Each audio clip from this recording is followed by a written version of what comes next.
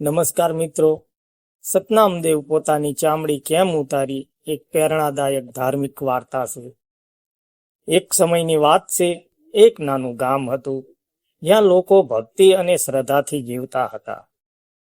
એ ગામમાં સતનામદેવ નામના એક મહાન ભક્ત રહેતા હતા. હવે સતનામદેવ ખૂબ જ દયાળુ, સત્યવાદી, ભગવાનના સાચા સેવક હતા. તેઓ દિવસ રાત ભગવાનનું નામ જપતા અને ગરીબોની મદદ કરતા. હવે ગામમાં એક વખત ભયાનક દુષ્કાળ પડ્યો. લોકો પાસે ખાવા માટે અનાજ નહોતું.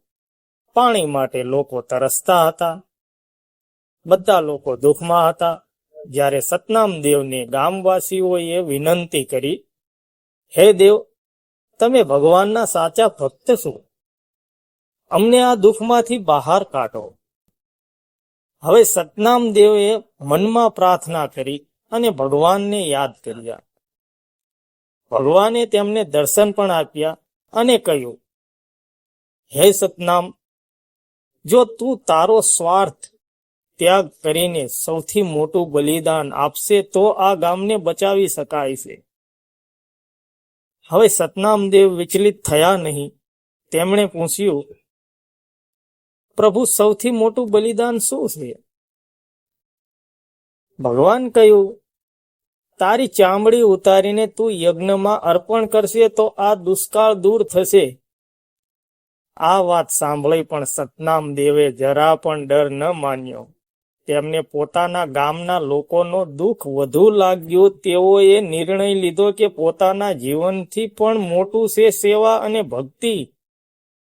એક દિવસ તેઓએ યજ્ઞ તૈયાર કર્યો. હવે ગામના લોકો ચોંકી ગયા. કોઈ સમજ્યું શક્યું નહીં કે શું થવાનું છે. સતનામદેવ શાંત મનથી બેઠા અને ભગવાનનું નામ લેતા રહ્યા. તેમણે કહ્યું, મારા પ્રિય ગામવાસીઓ, ભગવાન માટે અને તમારા કલ્યાણ માટે હું આ બલિદાન આપી રહ્યો છું. ભક્તિનો સાચો અર્થ એ છે કે આપણે બીજાના સુખ માટે પોતાનું બધું આપી દઈએ.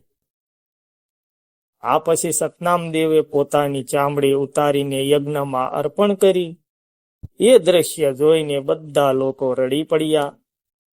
પણ એ સમયે અચાનક આકાશમાં વીજળી ચમકી, વાદળો ઘેરાયા અને વરસાદ શરૂ થયો. ગામમાં ખુશી છવાઈ ગઈ. દુષ્કાળ દૂર થયો. લોકો ભગવાન અને સતનામદેવના આભારી બન્યા. તે જ ક્ષણે ભગવાન ફરી પ્રગટ થયા અને સતનામદેવને જીવિત કરી દીધા. ભગવાને કહ્યું, હે સતનામ, તારી ભક્તિ અને બલિદાનથી હું પ્રસન્ન થયો છું. સાચો ભક્ત છે તું. સતનામદેવ ફરી સ્વસ્થ થયા અને ગામમાં આનંદ છવાઈ ગયો. શીખ આ વાર્તા આપણને શીખવે છે કે સાચી ભક્તિ એ છે નિસ્વાર્થ સેવા અને બલિદાન. જ્યારે આપણે દિલથી ભગવાનને યાદ કરીએ અને બીજાના કલ્યાણ માટે કામ કરીએ, ત્યારે ભગવાન હંમેશા અમારી સાથે રહે છે. સતનામદેવના મહાન બલિદાન પછી ગામમાં વરસાદ વરસવા લાગ્યો. સુકાઈ ગયેલી ધરતી ફરી લીલીછમ બની ગઈ. નદીઓ પાણી વહેવા લાગ્યું. ખેતરો હરિયાળા થઈ ગયા. ગામના લોકો ખુશીથી ઝૂમી ઉઠ્યા. પરંતુ એ ખુશીમાં એક ખાલીપો હતો. સતનામદેવ હવે નથી. આ વિચાર દરેકના દિલને દુખી કરતો હતો. ગામવાસીઓ રોજ યજ્ઞ સ્થળે જઈને પ્રાર્થના કરતા. ત્યાં શાંતિ છવાયેલી રહેતી, પણ હવામાં સતનામદેવની ભક્તિની સુગંધ અનુભવાતી.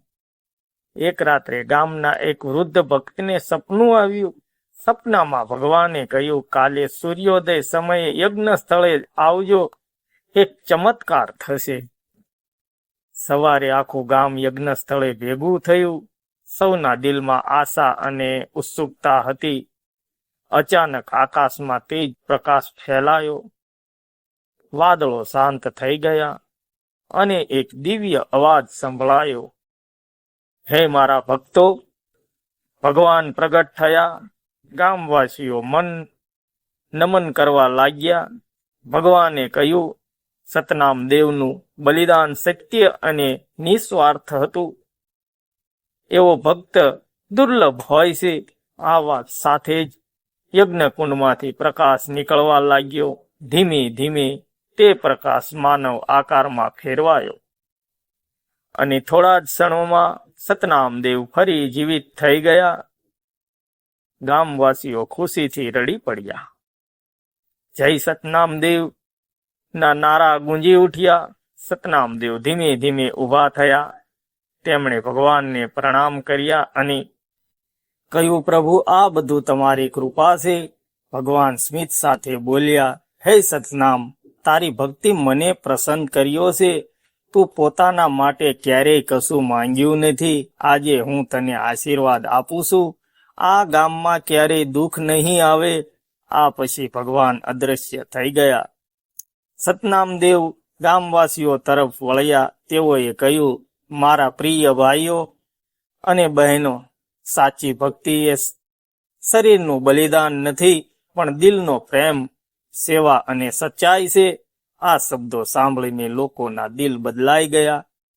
એ દિવસ પછી ગામમાં કોઈ ગરીબ ન રહ્યું. લોકો એકબીજાની મદદ કરવા લાગ્યા. ઝઘડા બંધ થઈ ગયા.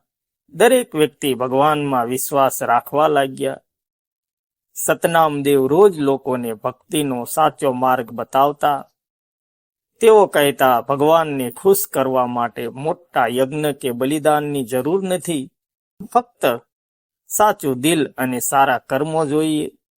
સમય પસાર થતો ગયો. સતનામ દેવનું નામ દૂર દૂર સુધી પ્રસિદ્ધ થઈ ગયું. લોકો દૂરથી તેમના દર્શન કરવા આવતા.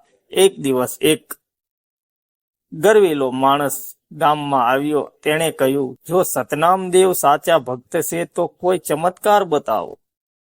સતનામ દેવ હસ્યા અને શાંતિથી બોલ્યા, ચમત્કાર ભગવાન કરે છે. હું તો ફક્ત ભક્ત છું. પણ તે માણસ માન્યો નહીં. ત્યારે સતનામ દેવે ભગવાનને યાદ કર્યા અને અચાનક એક સુકાયેલું વૃક્ષ હરિયાળું થઈ ગયું. આ જોઈને તે માણસના આંખો ખુલી ગયા. તે સતનામ દેવના ચરણોમાં પડી ગયો. મને માફ કરો, હું અજ્ઞાની હતો.